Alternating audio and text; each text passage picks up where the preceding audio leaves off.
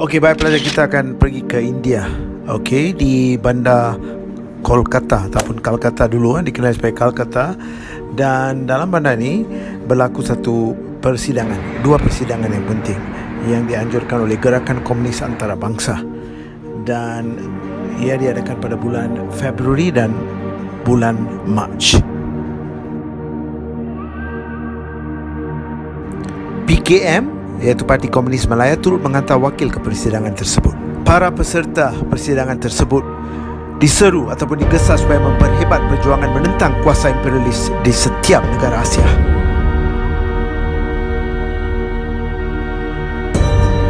Parti Komunis Malaya membuat keputusan untuk melancarkan perjuangan bersenjata. Keputusan ini dicapai melalui Jawatan Kuasa Eksekutif Pusat Parti Komunis Malaya. Melalui perjuangan bersenjata, PKM ingin menubuhkan Republik Komunis Tanah Melayu. British di Tanah Melayu bimbang dengan perkembangan ini.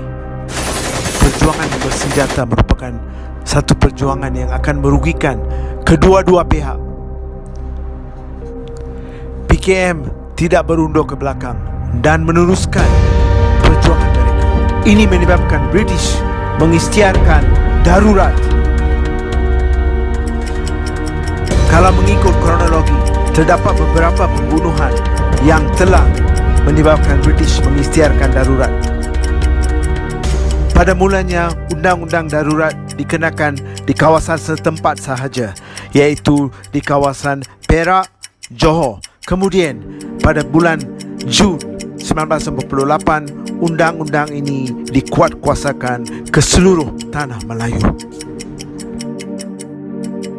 Namun begitu, komunis tetap meneruskan aktiviti menggugat keamanan dan kestabilan negara.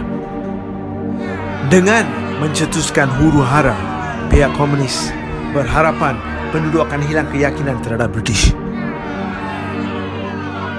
Dan apakah cara-cara mereka menimbulkan huru-hara ini? Tindakan mereka merangkumi melumpuhkan ekonomi, merosakkan infrastruktur, mengancam keselamatan penduduk dan mengancam keselamatan pasukan keselamatan.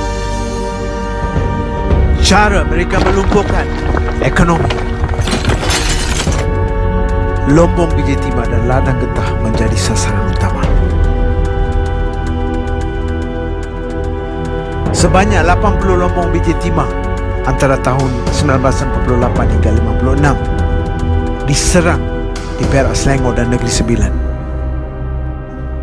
Pokok getah dirosakkan, kilang estet, rumah asam, rumah kongsi, kedai dan sekolah semua musnah dan menjadi sasaran kepada komunis.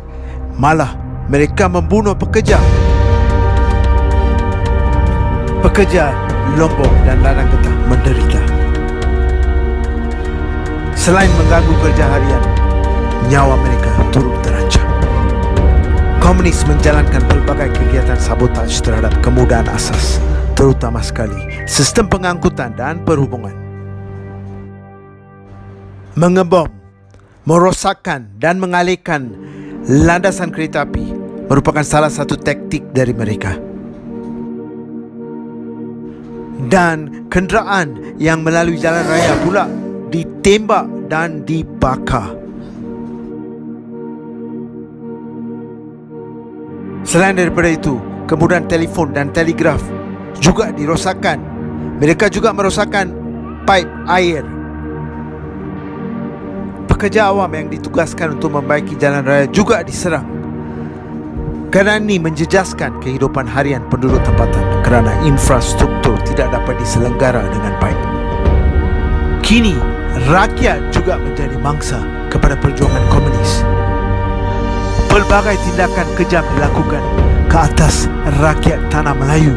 Pada 5 Julai 1949, komunis mencampakkan bom tangan di Sham Circus.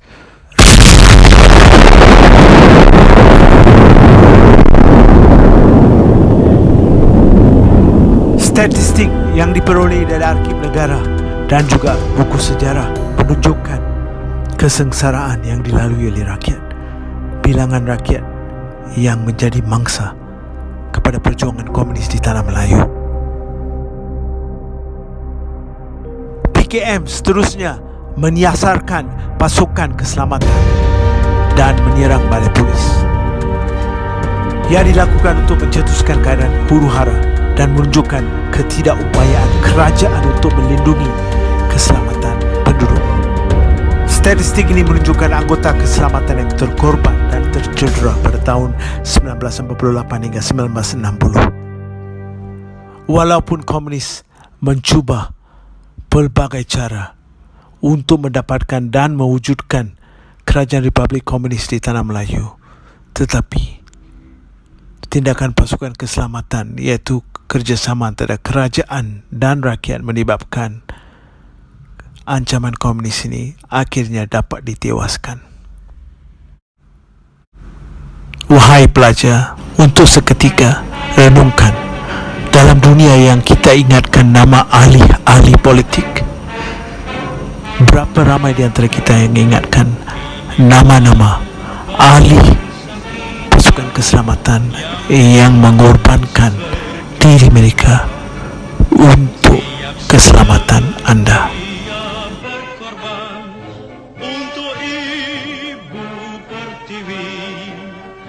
Sebelum kita berjaya, jangan harap kami pulang.